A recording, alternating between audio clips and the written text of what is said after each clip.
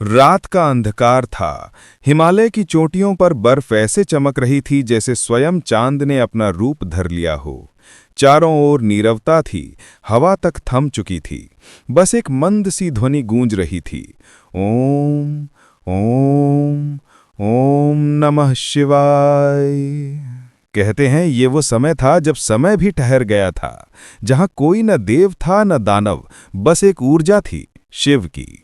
वो जो ना आरंभ है ना अंत, वो जो जल में भी अग्नि है और अग्नि में भी शांति।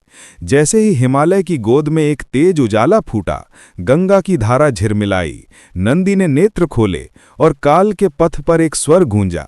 आ रहे हैं वो जो ब्रह्मांड का मौन है, जो विनाश में भी सृष्टि का आरंभ करते हैं। महादेव प्रकट हुए।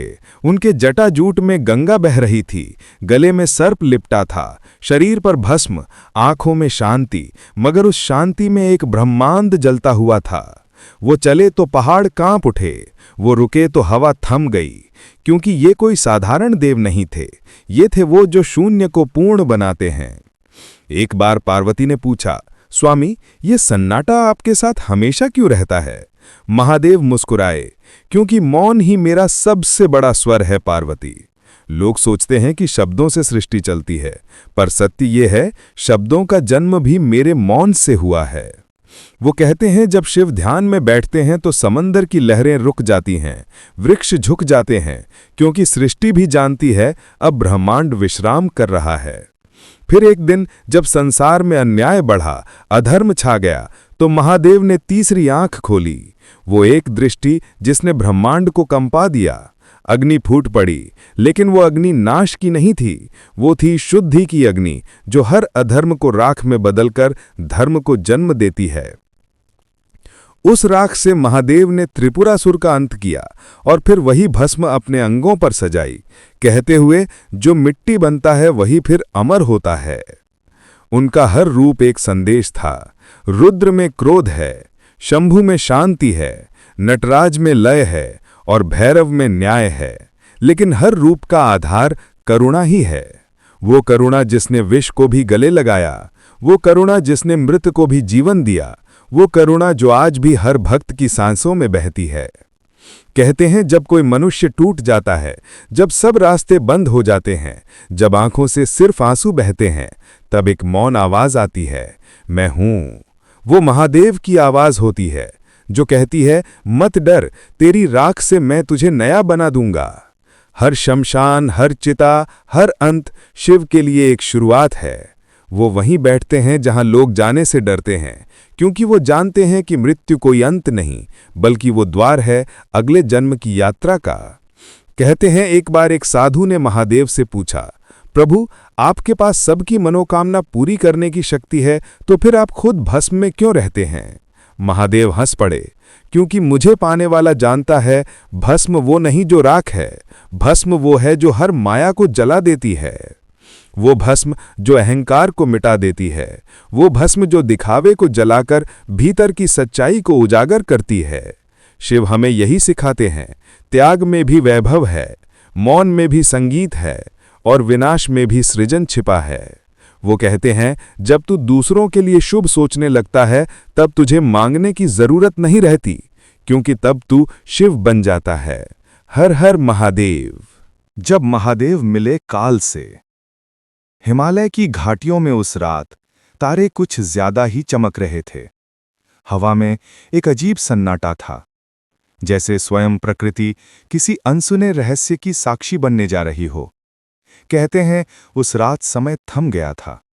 घड़ी की टिक टिक नहीं, न पत्तों की सरसराहट, बस दूर कहीं से गंभीर नाद गूंजा, ओम नमः शिवाय, ओम नमः शिवाय। और उस नाद के मध्य प्रकट हुए महादेव। तीनों लोग शांत हो गए, देवता भी मौन, और यमराज ने अपने सिंहासन से उठकर प्रणाम किया, क्योंकि आज आने वाला था स्वयं काल। वो जो सबको निगलता है, वो जो किसी के लिए नहीं रुकता, वो जो देवता से लेकर दानव तक सबको समेट लेता है, वो भी आज महादेव के सम्मुख झुकने वाला था। अंधकार फट गया और एक गर्जना हुई, महादेव, मैं काल हूं, सबका अंत हूं, लेकिन आज तुम्हारे सामने क्यों कांप रहा हूं? महादेव मुस्कुराए, क्योंकि मैं अंत नहीं, उस अंत के बाद का मौन हूं।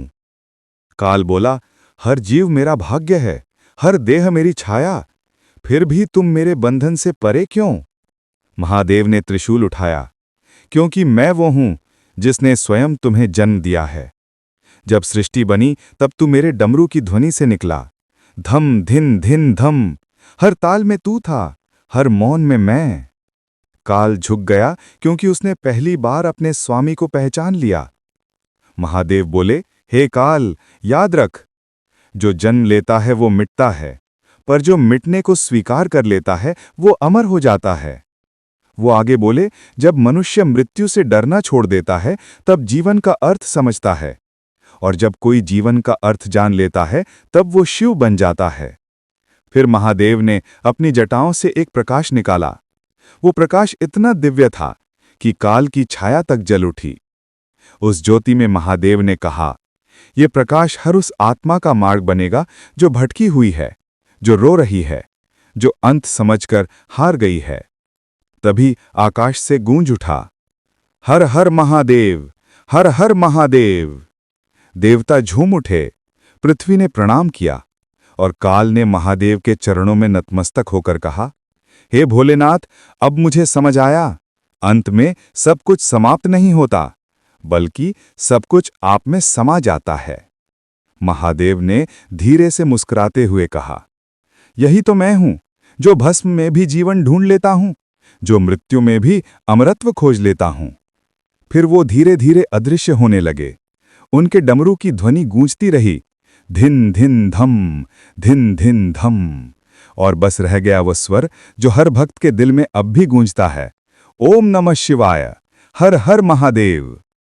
महादेव का महामंत्र, ओम त्र्यंबकम यजामहे सुगंधिम पुष्टिवर्धनम, उर्वारुकम इव बंधनान मृत्युर्मुक्षीय माममृतात्। ओम नमः शिवाय, हर हर महादेव। अगर इस दिव्य महादेव कथा ने आपके दिन को पवित्र बना दिया हो, अगर एक क्षण के लिए भी आपके मन में भक्ति की लहर उठी हो, तो कृपया दिव्य चैनल को लाइक करें, सब्सक्राइब करें और कमेंट में लिखें, हर हर महादेव।